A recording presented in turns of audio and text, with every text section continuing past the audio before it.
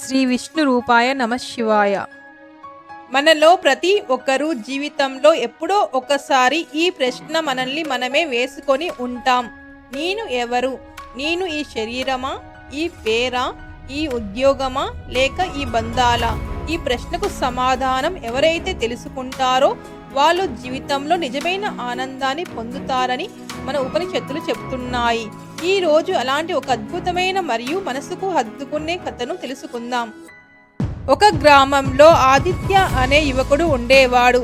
అతనికి మంచి ఉద్యోగం, డబ్బు, కుటుంబం అన్నీ ఉన్నాయి. కానీ అతని మనసులో మాత్రం ఒక ప్రశ్న ఎప్పుడూ తిరుగుతూనే ఉండేది. నేను నిజంగా ఎవరు? ఒక రోజు అతను ఆ ప్రశ్నకు సమాధానం తెలుసుకోవాలని ఒక మహర్షి ఆశ్రమానికి వెళ్ళాడు.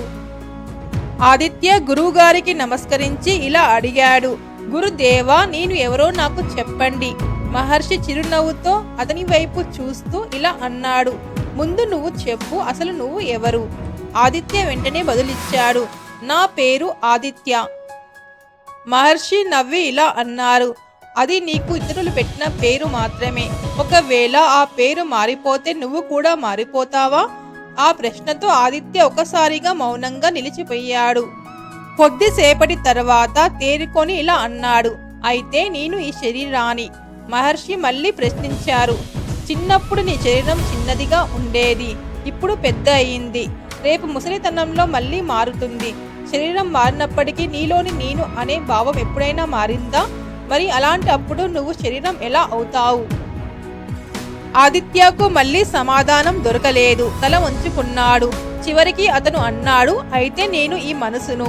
మహర్షి తనని ఖండిస్తూ ఇలా అన్నారు, ఉదయం సంతోషంగా ఉంటావు, సాయంత్రం ఏదో బాధ. మనసు ప్రతిరోజు మారుతూనే ఉంటుంది. నిత్యం మారేదాన్ని నువ్వు ఎలా అవుతావు అని అన్నాడు. ఆదిత్య నిశ్శబ్దంగా ఉన్నాడు. అతని అజ్ఞానం వీడలేదు. అప్పుడు మహర్షి అతని చెయ్యి పట్టుకొని ఆశ్రమం వెనుక ఉన్న ఒక ప్రశాంతమైన చెరువు దగ్గరకు తీసుకెళ్లాడు. అక్కడ నీటిలో ఆకాశం చక్కగా ప్రతిబింబిస్తుంది. మహర్షి ఆదిత్యను ఇలా అడిగాడు, ఆ చెరువులో కనిపిస్తున్న ఆకాశం నిజమైన ఆకాశమేనా? ఆదిత్య తల ఊపుతూ చెప్పాడు, కాదు గురుదేవా, అది కేవలం నీటిలోని పడిన ప్రతిబింబం మాత్రమే. అప్పుడు మహర్షి నవ్వి ఇలా చెప్పారు, అలాగే ఈ శరీరం, మనసు, నీ పేరు, నీ బంధాలు ఇవన్నీ నీ అసలు స్వరూపం యొక్క ప్రతిబింబాలు మాత్రమే. మరి నిజమైన నువ్వు ఎవరో తెలుసా? ఇవన్నీ జరుగుతున్నాయని గమనిస్తున్న ఒక సాక్షివి నువ్వు. ఆదిత్య ఆశ్చర్యంతో కళ్ళు పెద్దవి చేసి చూశాడు. అప్పుడు మహర్షి ఒక అద్దం తీసుకొచ్చి అతని ముందు పట్టుకున్నాడు. ఆ అద్దంలో నీ ముఖం కనిపిస్తుంది. ఒకవేళ ఆ అద్దం పగిలిపోతే నీ ముఖం కూడా పోతుందా అని అన్నాడు మహర్షి. ఆదిత్య లేదు గురుదేవా అని అన్నాడు. మహర్షి అవును, అలాగే ఈ శరీరం ఒక రోజు నశిస్తుంది, కానీ నీలోని ఉన్న ఆత్మ ఎప్పటికీ నశించదు అంటూ మహర్షి భగవద్గీతలోని ఆ గొప్ప శ్లోకంలోని భావాన్ని వినిపించారు. ఆత్మకు జననం లేదు, మరణం లేదు, అది ఎప్పటికీ శాశ్వతం. ఆ మహానుభావుడు మాటలు విన్న ఆదిత్య కళ్ళల్లో ఆనంద బాష్పాలు రాలాయి. అతనికి ఆ క్షణంలో అసలు నిజం అర్థమైంది. నేను ఈ శరీరం కాదు, నేను ఈ మనసు అంతకంటే కాదు, నేను ఎప్పటికీ నశించని శాశ్వతమైన ఆత్మను.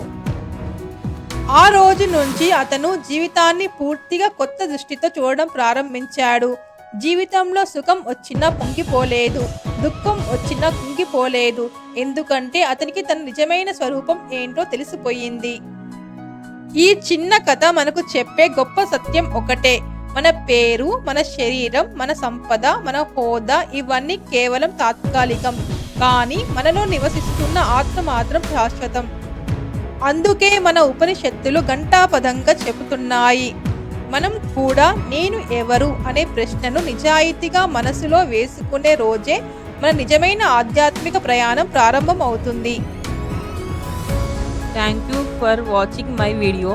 ఈ వీడియో కనుక మీకు నచ్చినట్టయితే ఈ డివైన్ తెలుగు భక్తి ఛానల్ని లైక్, షేర్ అండ్ సబ్స్క్రైబ్ చేయండి. శ్రీ మాత్రే నమః.